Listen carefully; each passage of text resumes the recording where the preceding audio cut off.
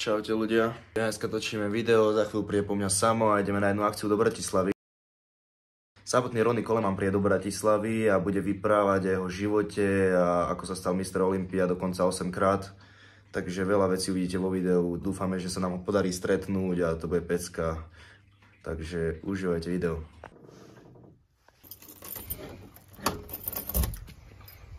Práve dorazili na miesto. Je tu dosť veľa ľudí, okolo 400 ľudí tu je, takže čakáme, kým príde Ronny a sledujte ďalej.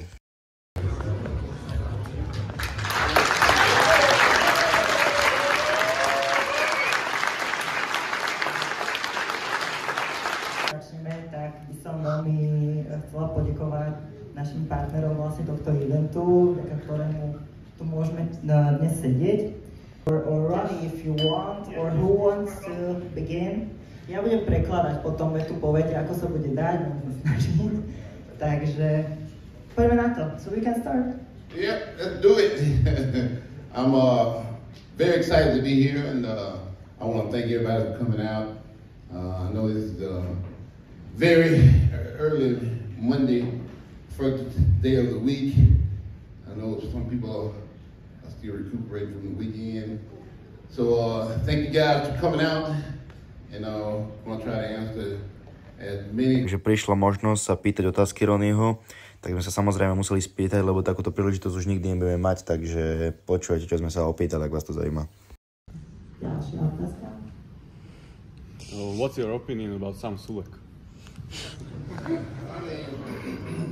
I think he's a great body builder, and but you know, it takes a certain way of proving that you are a great body builder, and that's by stepping on stage and whooping some ass once you get there. So we're gonna wait and see till he steps on stage to see how good he really is once he gets to the stage. So, but for right now, you know, it's still unknown how good he is. What's your PR on Edge? Well, I think it's on video. So one day, you know, I decided I was going to try to do as many reps as I possibly could with 500 because I'd never benched before, and To bola otázka na Ronnyho od jedného hľadiska, že či je pravda, že sa opil s Kevinom Levronom pred jeho súťažou, takže počúvajte jeho reakciu. On that tour, and we had 7 shows in 11 days. I was getting 4th, 5th, and 6th every show, and by the time we got to the last show, I got tired of getting beat so bad, so I went and asked Kevin what he was doing. And when he invited me in, he grabbed a cup of vodka, and actually grabbed a cup of coffee, and he had these small bottles of vodka in his refrigerator in the room. And he poured the vodka into the coffee and said, "This is what I'm doing. I'm drinking vodka and coffee every night before the show, and that's how I'm keeping my conditioning." But that was in 1997, not even close to the Olympics.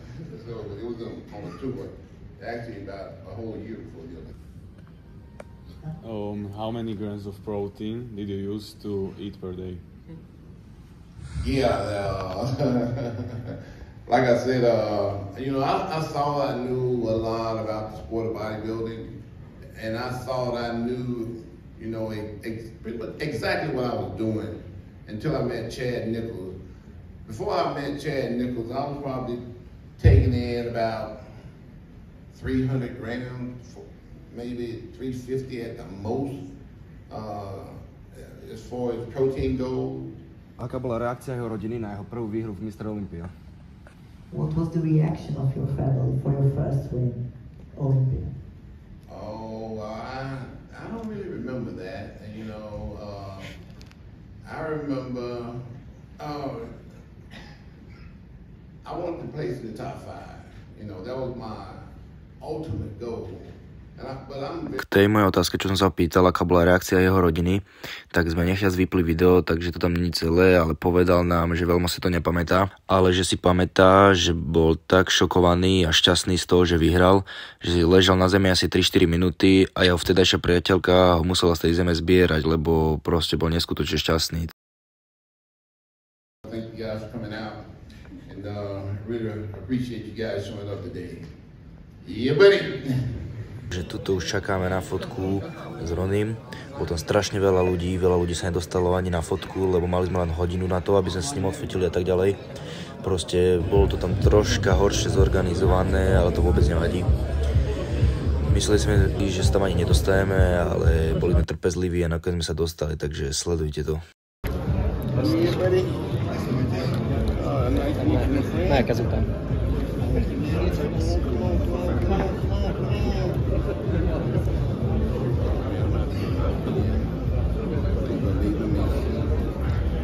Môžeme ísť spať, lebo my sme spolu.